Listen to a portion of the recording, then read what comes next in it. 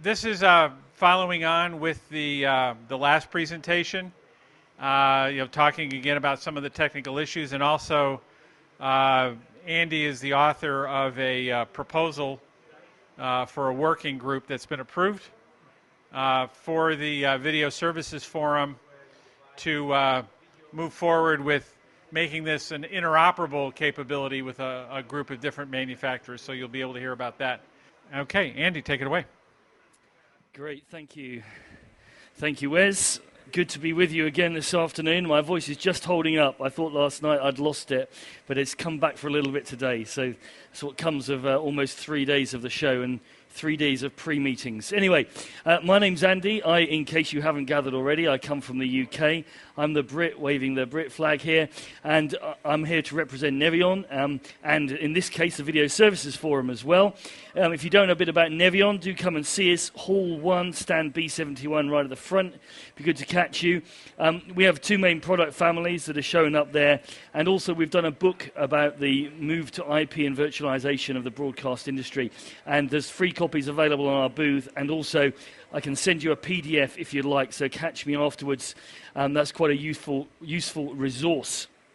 So specifically, what we're here to think about now is, there's been some sterling work done by the broadcast industry that several of us have been a part of over the last 2.5 years, I guess, as we've evolved SMPTE 2110. It's a great achievement to have got everyone together, and if you look just around this room, you can see what a significant uptake, even less than a year after the formal birth of 2110. So it's a significant achievement from the industry that we've actually got all these standards together, and as you'll probably have been told in various other tutorials, things like compressed video essence is something that's coming along and already well in the way to being a standard as well. So this is really cool, but the key thing is this has been designed for facility, primarily for work in a facility, rather than being for wide area. And of course, as we move to virtualize more things, as we move to want to do dynamic production between different facilities in different locations and between outside broadcasts, suddenly we're faced with the requirement to actually carry all of these individual essences over wide area connectivity as well as over the local infrastructure in the facility. So we've got a few challenges. What I'm going to try and unpack them in a minute, and then talk about the things that we want to do, and really what the essence of this, excuse the pun, the essence of this talk is to really encourage you, if you or your customers or your service providers, or if you are a service provider or a vendor or an end user, if you want to get involved in this work, it's a work package that's going to be starting later in September by VSF. Do let me know. Bob around there, if you want to let him know. You need to join VSF, but we'd love to have you on board there as well, and it'd be lovely to try and get another set of interoperable standards for how we best practice WAN interconnect for 2110. So this is a picture I've actually been showing on a couple of presentations for the last couple of years at times, but this is really an attempt to actually talk about some of the things that happen. Excuse the title, Timing on the Facility Edge, because this is about so much more than timing, although timing is a significant issue.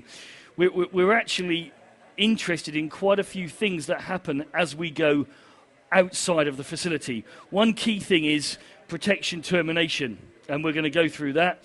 Things about whether we have composite or essence flows in the wide area network, how we handle addressing schemes, how we restrict and filter device discovery and control between remote devices into our campus, or even proxy them. So I'll show you a little list. So this is the things I want to dive through very quickly in the next 15 minutes or so. So these are the headlines of the stuff. Now, this is not an exhaustive list. This is my starter for 10 list at the beginning of this working group. I've been talking to a few people in the industry, and quite a few people, both end customers and service providers, and trying to work out what are the key issues for them as we look to do broadcasting over the wide area network. So let's just deep dive into each of these for like 1 minute each and explore some of these things. So first of all, flow protection. Well, no, it's not first of all, because I got one other thing I wanted to say before then. This is my train set. This is the other slide that I roll out every presentation.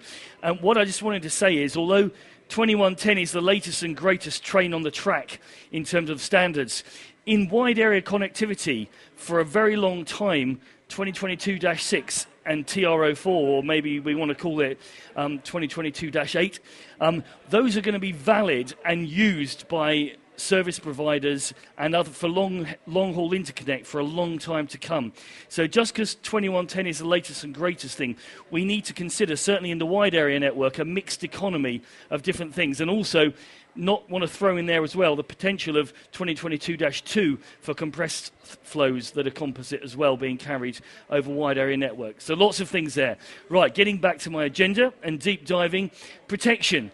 So the protection that we've been using so much in the last 5 or 6 years is 2022-7. This is the RTP-based packet merging technology that gives us that perfect clean results. And you can see a demo right over there behind you after we've finished speaking. This surprised me how much. I think there's been 100% uptake of this in facility designs. I didn't envisage it was going to be that taken up, but every facility design we've been involved in, there's been 100% uptake of this because of the resilience. 2 switch fabrics over 2 routes between any piece of equipment and any other piece of equipment to actually give you diversity with this perfect seamless merging of data there. That works very well in the wide area network. Many wide area networks we've deployed have also used exactly this technology.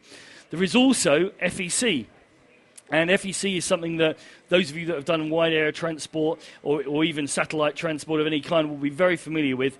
This is just an example here, but it's the concept of adding extra data to allow us to correct for errors happening. Now that's something I think everyone's in universal agreement we don't need to do in the campus, but in wide area connectivity, this is a significant requirement in some places. So, and the question is, how do we actually apply this? What are the rules or guidelines, the best practice on how we apply FEC to essence flows? Because that as yet is not defined. Just getting back to here, there is already a definition of how 2022-7 has been slackened to allow it to be applied to lots of different media flow types, including 2110 essences. We then have flow trunking. So we've actually got a lot of signals that want to go from one place to another place, typically from a remote production. You're trying to do a bundle. And in fact, a lot of the work that we do in terms of the orchestration in a premises now is actually doing bundled orchestration, because quite often you want to route lots of different related services together when you set up a connection. Very similarly, when we're actually going long haul, if we're actually taking a bouquet of services from one specific OB venue or from one specific facility to another, we want to actually potentially make sure those are routed commonly. Now, I'm not here to prescribe how we're going to do that, but there is proposed techniques on how we're going to approach doing the trunking of those flows together. And I'll come back to this for one other specific purpose in a minute. Alignment on the edge. So I gave a talk here and used this slide earlier on Friday here at the Showcase, and what the talk was about then was how we need to make sure we honour origination timestamps in essences to make sure we can at any point downstream reconcile the origination time and align flows to where they need to be. That's an incredibly important thing. The reason I put it up now is there is some debate we need to have, I think, on at the point we go gateway out of a premises or out of a campus environment, do we want to actually make sure at that point that we actually do buffer alignment of the individual essences? So actually at the points of boundary, we have co-timed essences as we go from one entity into another. We don't necessarily have to do that, but there's quite a lot of consideration that might be a good thing to do. There may be some reasons why we wouldn't want to as well. So that may be an option we consider as we evolve the standards. Okay, low bit rate signals. Now, the challenge about low bit rate signals, if we think about some of the metadata, some of the control stuff for the tally lights, or even the audios, because they're pretty low bit rate compared with uncompressed video, the challenge we have, if we're starting to look at doing things like forward error correction, then the latency goes massive as soon as we've got very low bit rate signals. Now, if you take a slightly amused retrospective view, you could say, well, of course, back in 2022-6, when we were using it, everything was nicely multiplexed together in some kind of TDM function before we packetized it. So everything was subject to the same correction and the same delay. So maybe we've created a few challenges, but maybe the concept of the trunking, which I alluded to a couple of times ago, actually could be very useful here. Because if we, and I have to be very careful how I pronounce this, if we feck the trunk rather than the individual essences, then actually that gives us the potential to actually maintain low latency and not give alternative latency by protecting different essences in different ways. Transcapsulation, you may have said, I don't recognize that word, and I think it's one I've made up, so that's why. But I also call it trans-containerization. I haven't worked out which one's the best to use, but what we are actually seeing in many applications and designs currently is typically in a studio infrastructure, we have a 2110 infrastructure as we have been designing and working towards for the last 3 or 4 years. But there's a lot of cases the other side of our boundary, if you like, where we actually maybe got a composite 2022-6 environment, because for service providers, that's actually still a very, very attractive way to transport over the wide area network. So actually, what we potentially need to consider doing, as well as that time alignment function of the essences that I talked about, is actually doing format conversion on the edge to get from our essence-based environment to a composite environment. Of course, it could be composite with compression. So maybe something like a JPEG XS in the future mapped into an RTP format. So lots of different options there, but transcapsulation is something we need to consider. Also compression. So whilst, certainly from our experience in the UK, bandwidth is getting pretty cheap. And I've only got to look at the way, for instance, we actually help BT deliver Premiership now. They actually have up to 36 uncompressed HD SDIs from every venue. Now, that's a significant amount of bandwidth you're throwing at it, but that's because, in our territory, the cost of bandwidth is relatively cheap. Deployments we see elsewhere typically will need to do some kind of mezzanine compression to go long haul between facilities just to get the cost in of the sheer bandwidth. So actually compression is something we should consider. Do we want to standardize how we do this? Again, these are all ideas, concepts, which we want to work through in the working group over the next few months. Protection of other data. So this is an interesting topic, but obviously whenever we do an interconnect, not only do we have our very precious stuff we love and talk about incessantly, or I do anyway, real-time media flows, but we also have lots of other, typically TCP data, that's in the associated production of that program. And actually, we've had quite a few requests globally from customers to actually protect that data in a similar manner, a la -7, or whatever that might look like in this, to how we do our real-time media flows. So some consideration of, do we actually want to, I lost myself there. Do we want to do protection in a similar manner, or evolve a standardized way of how we will protect this data that's associated?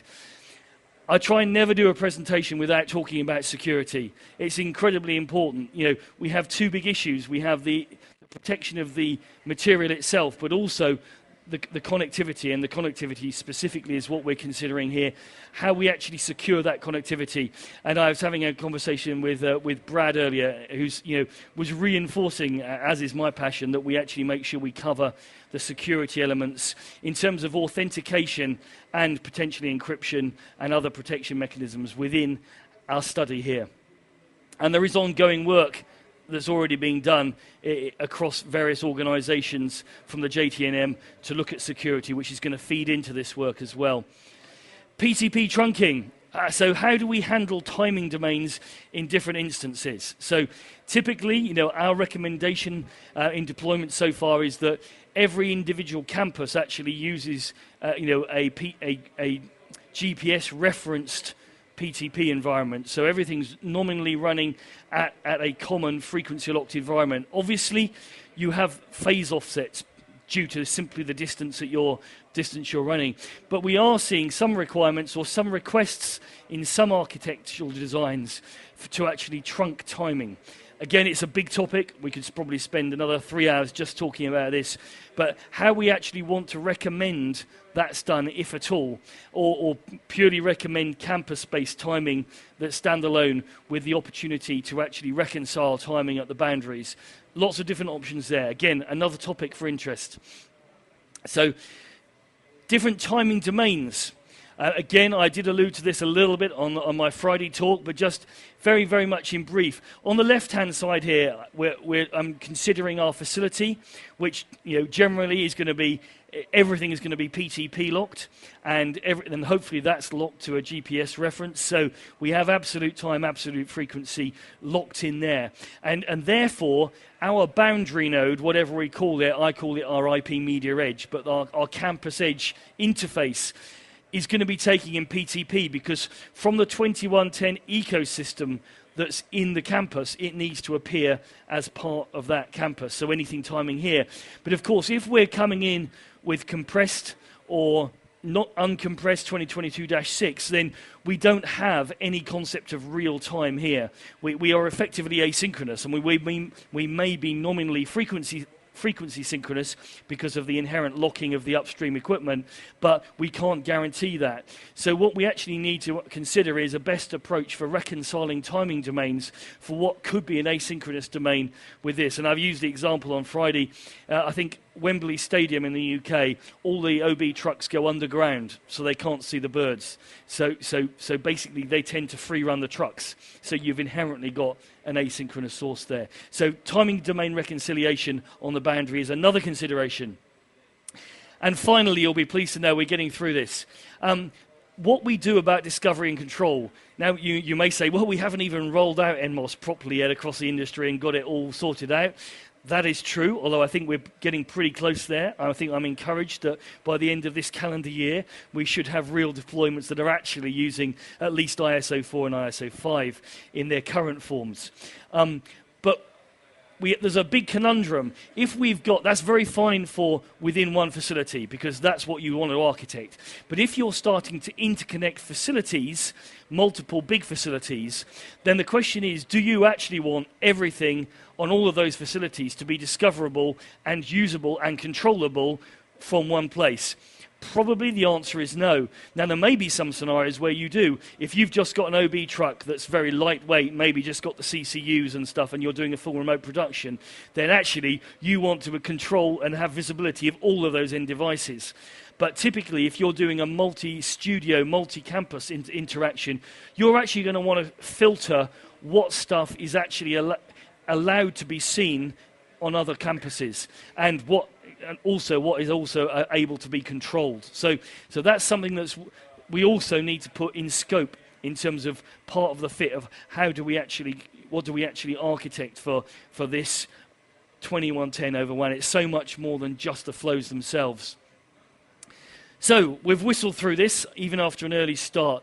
So these are the key points. I'm not going to reiterate them now, but these are the things that this is my starter for 10 list. So absolutely up for more input on this. We'd love you to get involved.